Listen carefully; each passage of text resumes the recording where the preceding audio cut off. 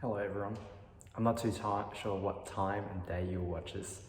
I hope you watch this video in its entirety. Initially I was actually meant to record this during the Southwest Adventure Camp, where I got to share my testimony with a lot of kids and share this message really. That's what's more so. Probably in the background there'll be videos of what I see up north in case you're interested to see what I see kind of thing, because I didn't know what to put in. But I hope you can sit back, relax and enjoy this message of, I guess, the past year for me. Hey, that's how my ex-girlfriend used to greet me on the phone. My question to you, how do you greet others on the phone? How do you begin in prayer? This message and testimony is labeled trust. Hopefully tonight I'll be able to reveal that he's so unbelievably good that's seemingly too far-fetched to believe. So I command your undivided attention here and now as I begin to unravel the year for me that has just passed. There was this girl that I was in love with. She was cute, kind, shy, caring, and most of all, she was some crazy vegan Christian. That is such a weird combo. This girl was really such an amazing downpour of blessing in my life.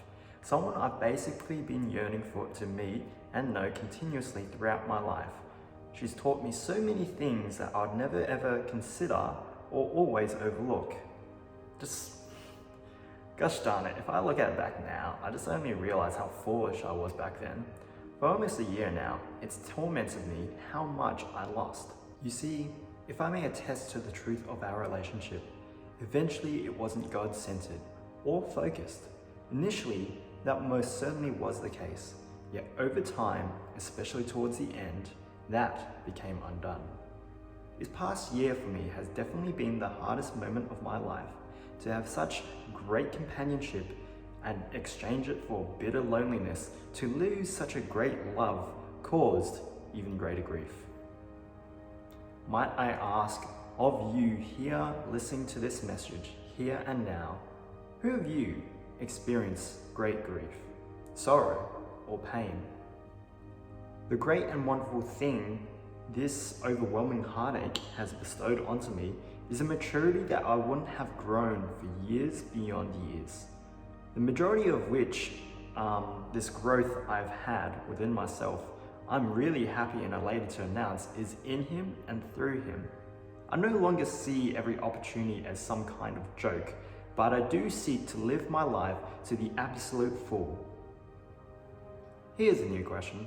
Who here of you can earnestly say they live their lives with joy, fulfillment, and peace? Surely there have been so many bitterly lonely days, especially up north where I work. Yet in my great grief of loss, I clung onto one immense greater love that is now one. This wonderful love, of course, is found in Jesus. Did you know that it says in one of the 4 Gospels that he was so badly beaten that people had to be informed that yes, that is indeed Jesus dying on the cross? A long time ago, my eldest brother gave me a black eye because I had refused to eat pepper with my egg for breakfast. After receiving such a blow to my eye, I quickly found myself in indescribable pain.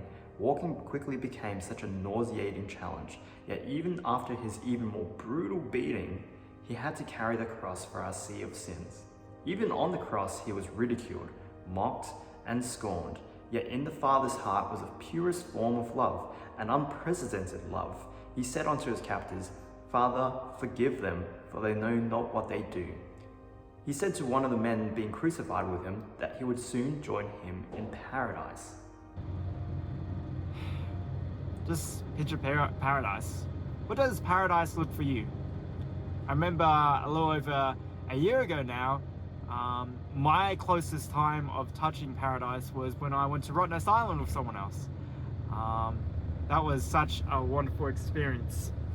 But what does it look like for you? Does it look like a distant memory of a land? Because now just imagine something so pleasantly wonderful that you simply collapse on your knees and worship him, and he would wipe away every tear from your eye. This is heaven, you Like this is a glimpse of what heaven will be. It will be so wonderful that words that are in the English dictionary can't even begin to describe how pleasant it would be. So if there's one fact I come to know, that is this: Jesus died so that we may live. I truly think, who is our God to do such a thing?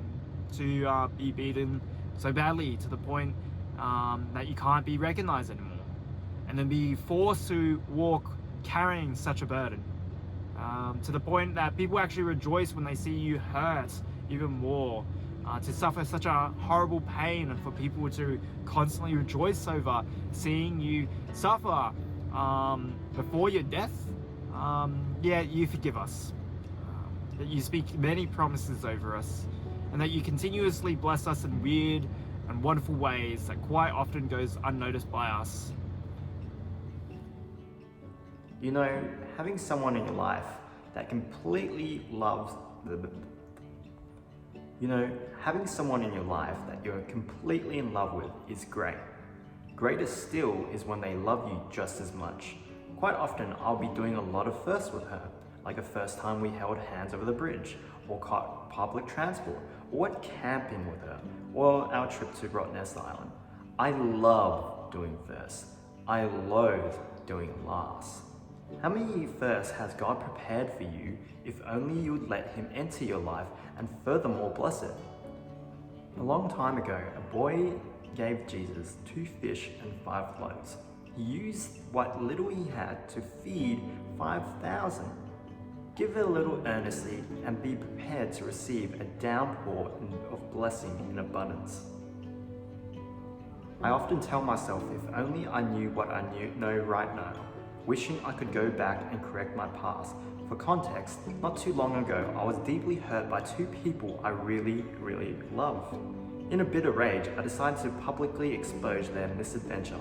Furthermore, I kept pestering one of them, hoping I could restore our past relationship to something greater, as I sincerely believed that I could and that I was better prepared this time around. I had this notion that she didn't have to do much except trust. Trust me by giving me a chance. The more I persisted in my own strength, the further away I felt from her. In hindsight, it's such an interesting thing, as I only realize this now. If only I sought Him rather than her. As it is so, very often we pray, Lord, change them to do this or that. We forget where our heart is. So I quickly pray, Lord, may we seek you with our own strength first, above all else. With all that being said, I've got this ring and I don't know what to do with it because I trust in Him. I feel like the why or the purpose of keeping it will soon be revealed, and it will make total sense in hindsight. So I no longer need to worry about being sad or what was or what I had planned. I simply need to keep doing this one thing. It is to seek Him. And I'm gonna have to read the next bracket here, just in my notes, just in case. I simply need to keep doing this one thing. It is to seek Him. Because when I seek God for all that I'm worth, for all that I'll ever be, for all my life, because in doing so, I'll soon be found. Because in doing so, I'll feel so overwhelmingly loved. Because in doing so, I'll see a new shade of unknown joy, of which I will lead onto a greater sense of fulfillment. Because in doing so, I won't ever be alone again, as in very, very, truly, truly alone. Because in doing so, I'll finally have the peace, the type of peace I've always sought, a peace that simply transcends my own understanding and situation. Yet for all of this to happen, I first just simply need to seek you, to know you, and to follow you all the days of my life, so that I may rest in the house of the Lord. Even though I'm devoid of her, at the end of all the very least, I'll never be devoid of Him. So I'll say this much, I'm very blessed beyond all measure. Thank you for listening to my message. I don't know how you feel about it. And if it has blessed you, that's great and wonderful. I hope all of you are well. God bless each and every one of you. As I previously said, seek Him first, and He'll guide your path.